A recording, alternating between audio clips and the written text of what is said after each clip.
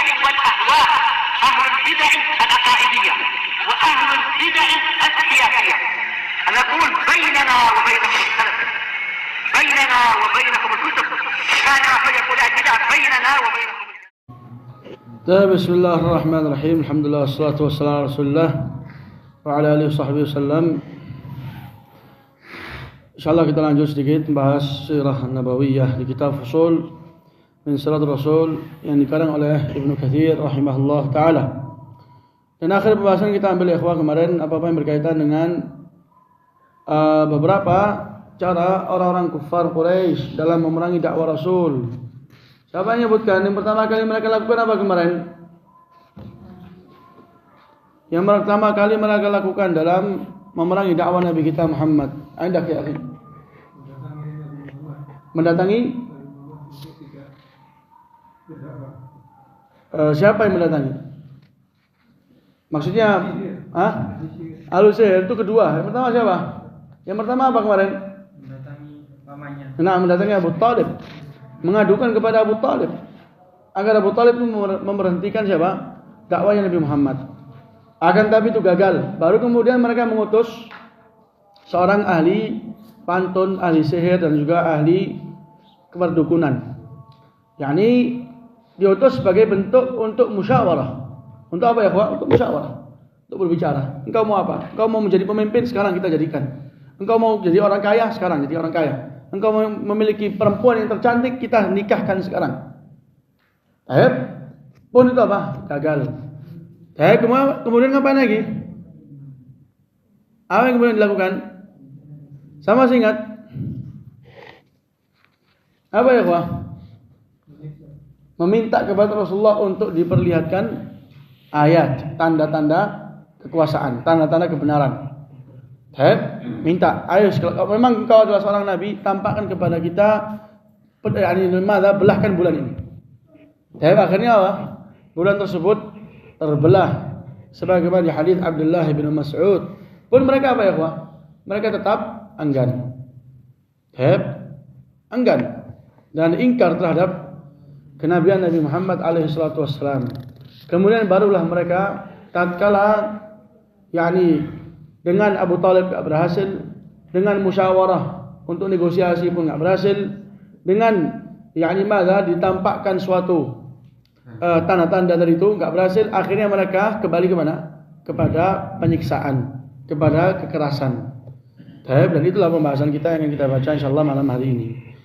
Qala rahimahullah ta'ala wa lamma istadda hadzal musyrikin على من آمن وفتنوا منهم جماعة حتى إنهم كانوا يصبرونهم ويلقونهم في الحر. Tatkala gangguannya orang-orang musyrikin itu semakin parah atas mereka-mereka yang beriman. Dan mereka menimpahkan kepada mereka itu suatu cobaan, suatu siksaan. Sampai ada di antara mereka itu yang ditahan di terik panas matahari. Ditahan. Wa yad'una as-sakhra al-'azima 'ala sadr ahadihim, dan mereka meletak suatu batu yang besar di salah satu dada dari mereka-mereka yang telah masuk Islam. Fi syiddatil har, di terik matahari. Di terik matahari yang sangat panas. Sudah batu di atas dada mereka, ditambah di siang hari. Qala hatta inna ahadahum idza utliqa la yastati an yajlis min shiddatil alam. Kata Ibnu Katsir rahimahullah, sampai-sampai ada di antara mereka kalau telah dilepas dari siksaan tersebut enggak mampu untuk duduk. Duduk enggak mampu. Enggak mampu untuk duduk dikarenakan terlalu apa? Terlalu sakit. Fayaqulun li ahadihim allatu ilahuk min dunillah. Fayaqul mukrahan na'am. Fayaqulun li ahadihim allatu ilahuka min dunillah. Mereka mengatakan apa? Orang-orang kufar Quraisy mengatakan kepada orang-orang kaum muslimin, Lat. Lat, sama masih ingat? Al-Lat itu suatu sesembahan yang terbuat dari batu. Ada yang mengatakan dari kuburan. Seorang yang dikenal dengan kebaikan kemudian meninggal dan dikenang kebaikan tersebut dan diagungkan. Lat. Al-muhim Lat salah satu berhala orang-orang kafir Quraisy. Tapi mereka memaksa Al-Lat ilahuk. Lat itu adalah Tuhanmu. Katakanlah ini. maka mereka mengatakan dalam keadaan terpaksa, na'am. Mereka mengatakan na'am, mereka mengatakan iya dalam keadaan terpaksa. Wa hatta innal al-ju'al la yamurrun fayaqulun wa hadha ilahuka min dunillah. Hatta innal ju'al la yamurru fayaqulun hadha ilahuka min dunillah. Al-ju'al kalau tidak salah adalah seekor onta atau seekor sapi. Kalau lewat itu dikatakan ini adalah Tuhanmu. Secara paksa akhirnya mereka tetap mengatakan apa? Na'am. Itu adalah Tuhanku. Ini keadaan mereka para sahabat yang masuk Islam di zaman tersebut. Bagaimana Allah Azza wa Jalla timpakan kepada mereka ujian, timpakan kepada mereka suatu musibah, suatu cobaan. Ini semua sebagai tamhis. Allah menghilangkan dari mereka dosa. Dan sebagai tadbir dan juga tadrib, Allah latih mereka untuk bisa memikul beban yang lebih berat. Karena tatkala mereka nanti hijrah ke Madinah, mereka akan disyariatkan yang namanya jihad. Dan jihad tidak akan bisa dilakukan oleh orang yang masih ada dalamnya itu kecintaan kepada dunia. Kekurangan dalam memeluk negeri akhirat, kekurangan dalam berpegang teguh dengan agama. Dan ini mereka para sahabat yang sabiqul awwalun, mereka yang pertama kali masuk Islam, itu memiliki keimanan yang sangat besar. Mereka tetap kokoh untuk memeluk agama Islam. Mereka yang disiksa itu ada dua keadaan. Ada yang mengikuti kemauan mereka, ada yang tetap kokoh dan tegar dalam memeluk agama Islam, dalam arti tidak mengikuti keinginan mereka untuk mengatakan kekufuran. Padahal para ulama telah sepakat, orang yang dipaksa untuk melafadzkan suatu lafaz kekufuran dengan paksaan yang memang diancam, ancaman yang pasti ditimpahkan. Semacam pistol sudah ada di kepala, pedang sudah ada di leher, dan dia diancam untuk mengatakan suatu ucapan kekufuran. Maka dalam keadaan seperti ini, seseorang itu dibolehkan untuk mengucapkan ucapan yang mengandung kekufuran. Dan ini disepakati oleh para ulama. Dan barang siapa yang enggan dan siap untuk menerima kematian, maka itu dibolehkan dan insya Allah lebih afdal. Lebih afdal. Kalau dia mengambil rukhsah dan mengatakan kekufuran, maka dibolehkan. Maka apa? Dibolehkan. Ammar bin Yasir di antara hal yang dipaksa atas beliau itu adalah mencela Rasulullah, mencela Rasul alaihi salatu wassalam. Ammar bin Yasir itu mencela Nabi kita Muhammad, dan Rasulullah mengatakan fa'in adu fa'ud. Kalau mereka mengulangi lagi menyiksa, maka engkau ulangi lagi dalam mencela. Dibolehkan. Itu adalah hal yang dibolehkan. Selama hati tersebut masih kokoh di atas keislaman, maka kekufuran yang keluar dari lisan atau dari perbuatan karena paksaan tidak dianggap hadha. Qala wa marra al-khabithu aduwullah Abu Jahal Amr ibn Hisham bi Sumayyah ummi Ammar wa hiya tu'adzab wa zawjuha wa ibnuha fata'anaha biharbatin fi farjiha faqatalaha radhiyallahu anha wa 'an ibniha wa zawjiha. Kata Ibnu Katsir rahimahullah taala, lewatlah al-khabith, seorang yang buruk, musuh Allah yang bernama atau yang berkunyah dengan Abu Jahal, Amr bin Hisham, namanya Amr bin Hisham. Dia melewati Sumayyah. Sumayyah adalah ibu atau Sumayyah itu ibunya Ammar bin Yasir. Sumayyah itu ibunya Ammar bin Yasir. Dalam keadaan ibunya tadi itu diadab, disiksa. Dia dan suaminya dan anaknya. Disiksa Sumayyah dan Yasir dan anaknya siapa? Ammar.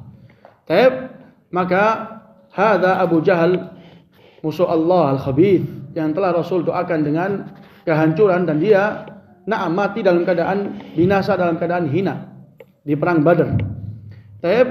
Orang ini tatkala melewati Sumayyah, ibunya Ammar, dia kata Ibnu Katsir, ta'anaha biharbah. Dia menusuk Sumayyah dengan tombak di kemaluannya sampai meninggal. Fi farjiha faqatalaha, sampai meninggal. Dan ini cerita ini diriwayatkan oleh Imam Ahmad dari ucapannya Mujahid ibnu Jabr.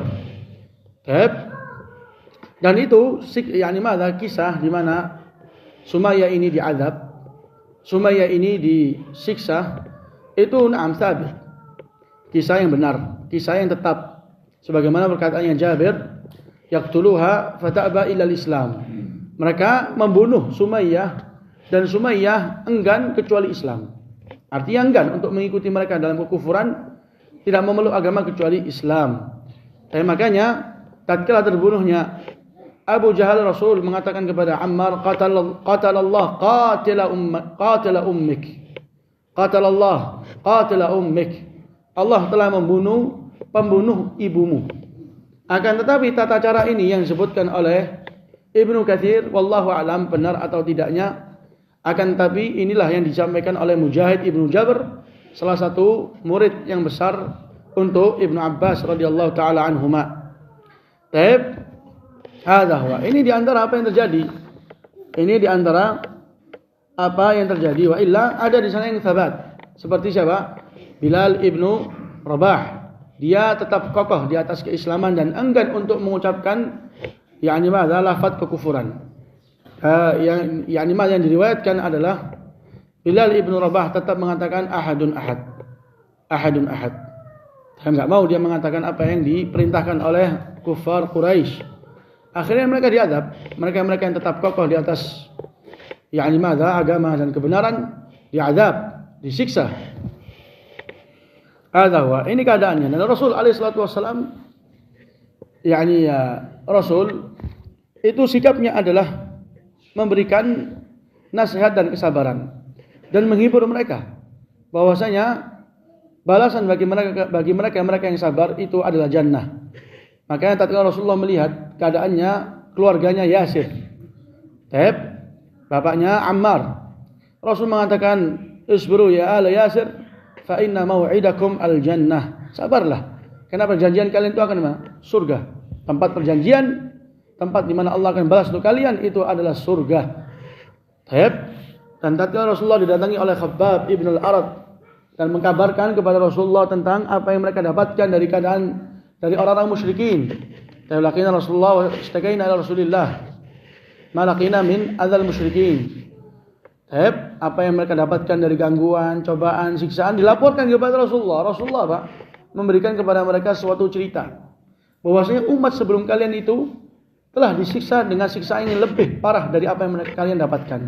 Ada yang di antara mereka dibelah menjadi dua, ada yang ditimbun hidup-hidup, ada yang yang dipisahkan antara kulit dan dagingnya. Tapi itu semua enggak merubah mereka, tidak memalingkan mereka dari agama mereka. Maka kata Rasulullah, isbiru. Wallahi kata Rasul, la yutimmanna Allah hadzal amr hatta yasraki min Sana'a ila Hadramaut, la yakhafu illa Allah wa dzib ala ghanamihi, walakinnakum tasta'jilun. Jadi mereka itu meminta kepada Rasulullah agar Rasulullah itu meminta kepada Allah kehancuran. Tapi Rasul mengatakan kalian itu terlalu terburu-buru. Sabarlah. Sungguh Allah akan menampakkan dan memenangkan agama ini. Sampai-sampai orang jalan dari Sana'a ke Hadramaut, 1000 kilo misalnya kurang lebih. Dari Sana'a ke Hadramaut, itu orang jalan gak akan sama sekali merasakan rasa takut. Dia di atas Islam, di atas kebenaran, gak sama sekali ada rasa takut. Sekarang kalian di Mekah saja sudah merasakan bagaimana azab, bagaimana siksaan, bagaimana kengerian. Tapi nanti kapan agama ini kokoh, kalian akan jalan dari Sana'a ke Hadramaut enggak takut kepada siapapun kecuali kepada Allah. Dan takut dari serigala kepada ternakan kalian yaitu kambing. Jadi Rasul alaihi wasallam memberikan hiburan kepada mereka. Ada di antara mereka-mereka yang masuk Islam itu memiliki keluarga, memiliki sanad, memiliki zahar, memiliki sandaran dari kalangan kabilah dan juga suku mereka. Sehingga masuk Islam, orang-orang musyrikun masih memikir dua kali untuk menyiksa. Karena memiliki apa? Tameng, memiliki belaan, memiliki backup kalau dibilang. Sebagian dari mereka enggak ada. Maka keadaan mereka apa yang disebutkan oleh Ibnu Katsir rahimahullahu taala.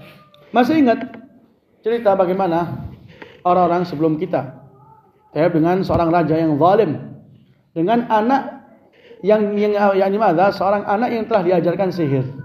Kemudian dia mengikuti agamanya pendeta yang masih kokoh di atas keislaman.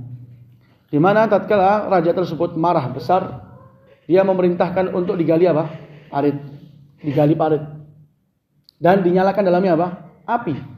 Dan diperintahkan semua orang yang enggak mau kembali kepada agama nenek moyangnya itu kekufuran untuk lompat untuk membunuh diri mereka. Bagaimana kalau keadaan kita yang dimana zaman sekarang ini dengan ancaman penjara sudah siap untuk murtad, dengan ancaman kemiskinan dan kefakiran sudah siap untuk murtad dan pindah agama, dengan ancaman naiknya BBM, naiknya bahan makan dan sembako itu sudah siap untuk pindah agama. Ini bukan dengan itu diancam, tapi dengan kematian yang nyata di hadapan mata. Parit digali dan dihidupkan dalamnya api. Akhirnya semua yang mereka kokoh di atas agama lompat dan membunuh diri mereka karena paksaan. Sampai datanglah seorang ibu dalam keadaan dia membawa anaknya. Fataqa asad, dia itu takut untuk lompat. Bashar, seorang manusia. Akan tapi Allah Azza wa Jal jadikan untuk perempuan tersebut suatu keutamaan, suatu ayah, suatu tanda kekuasaan Allah. Allah jadikan anak yang masih menyusui itu mampu bicara, isbiri, ya umma isbiri, fa innaki alal haq. Wahai ibuku, wahai seorang ibu atau wahai ibuku, sabarlah, karena sesungguhnya engkau di atas kebenaran. Seperti ini keadaannya bagaimana? Enggak tersisa kecuali lompat. Langsung menjeburkan dirinya kepada api yang dimana itu pada akhirnya adalah surga Allah Azza wa Jal. Jadi tidak ada orang yang memeluk suatu kebenaran kecuali dia akan melalui jenjang percobaan. Ini sudah sunnatullah. Dan semua bergantung kepada kuat lemahnya iman seseorang. Hadza huwa. Qala wa kana Siddiq, insyaallah lanjutnya kita baca di pertemuan yang akan datang. Ilahuna subhanakallah wa rabbana.